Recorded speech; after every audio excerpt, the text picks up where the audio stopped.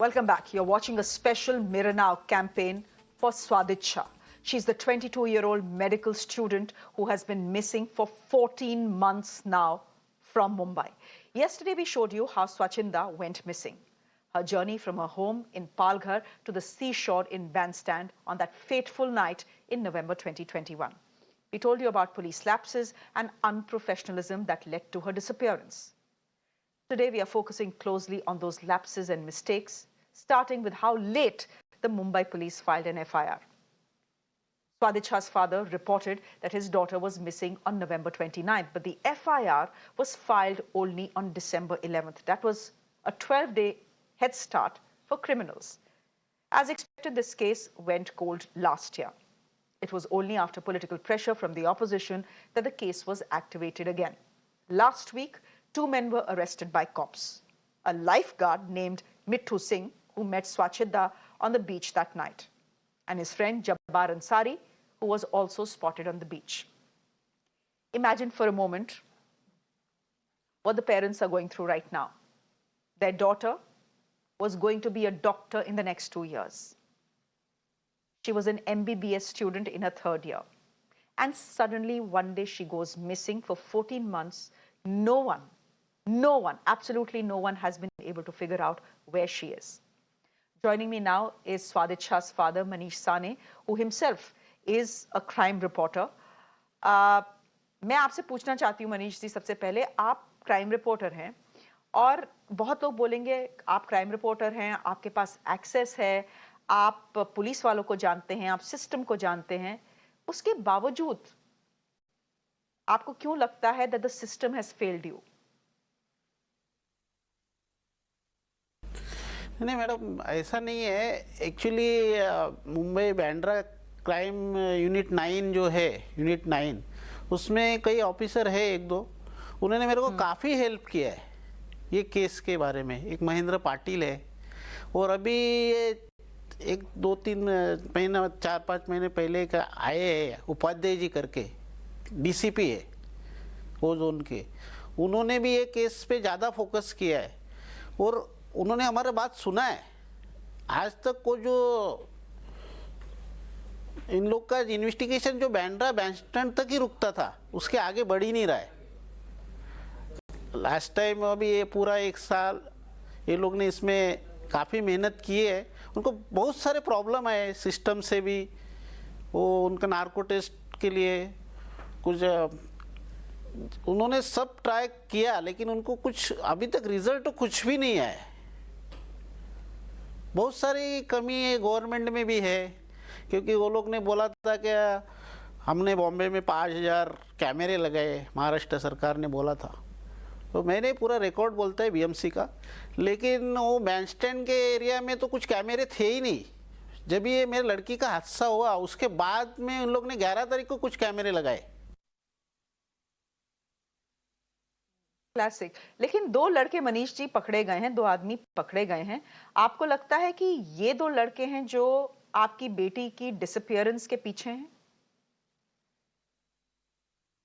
Madam, शुरू से तो मेरे को एक ही आदमी के ऊपर डाउट था, शुरू से ही, जो मिट्ठू सिंह है, जो खुद को पहला बोलता था कि मैं एक लाइफ गार्ड हूँ।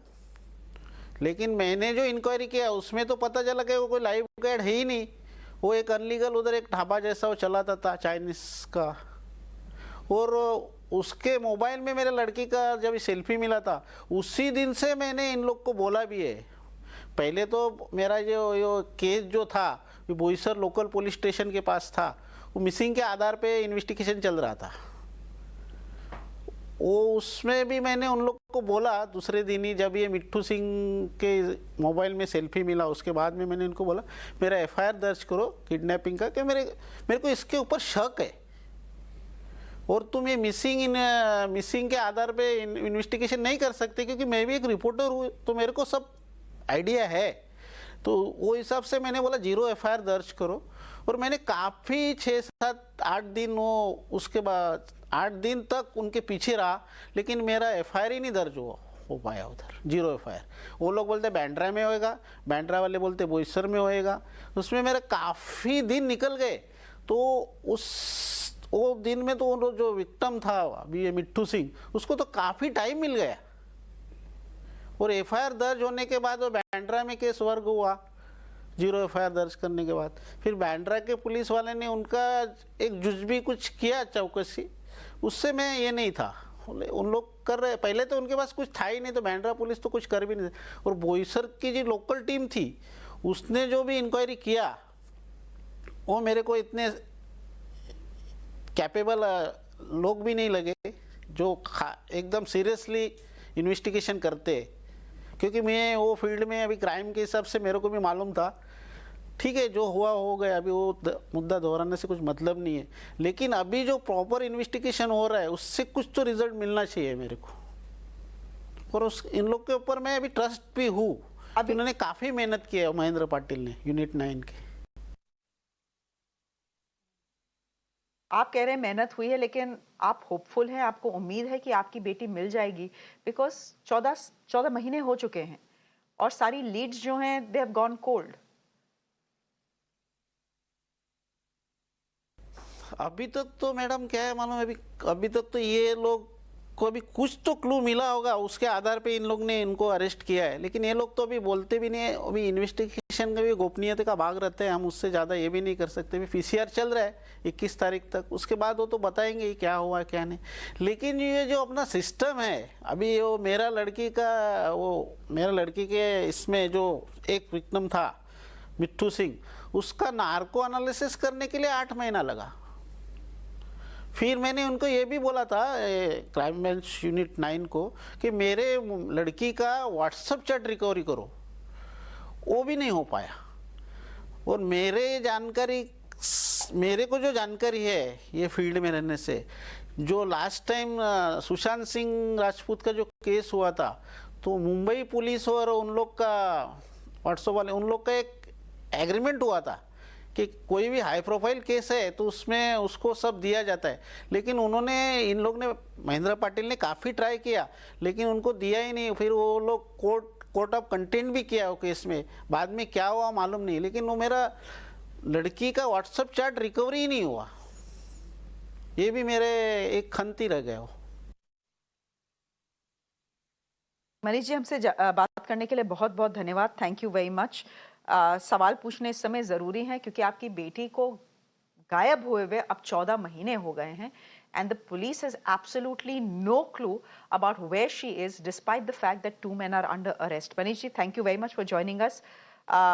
जो कैंपेन है हम चलाते रहेंगे, पुलिस से सवाल पूछते रहेंगे, क्योंकि ये जानना ज़रूरी है कि एक लड़की जो डॉक्टर बनने की राह पे निकल पड़ी थी वो सडनली गायब कैसे हो गई।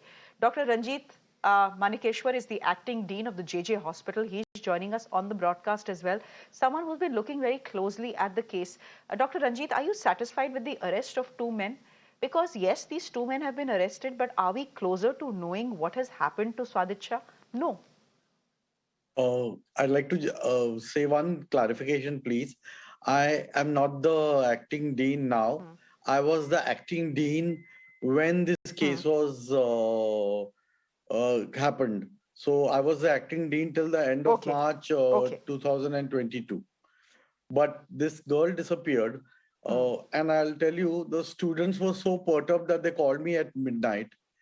And I went back to the hospital at midnight. Me, superintendent, and the warden of the hostel, we went immediately to the police station, which is right in our JJ campus. It is JJ Mark police station. We told them, we hustled them. We told them that please try harder. The entire batch of 250 students is worried where she is. She is our student. And let me tell you, she was a wonderful student. She was one of the top 5 toppers in our batch. And such a thing happens, especially on the day of exam, when she's never skipped a single exam in her career till then. So this is mystifying. JJ Mark police station did keep me in the loop for about 2 months. They did inform me everything. And they did recover the CCTV footage and everything about, so she got off at Bandra station and all that. We saw all that. But we just worried about the whereabouts. This has had a profound impact on the batch, her colleagues, her batchmates, and the teachers, because if such a thing can happen to one of our brightest students, it's a scary thought.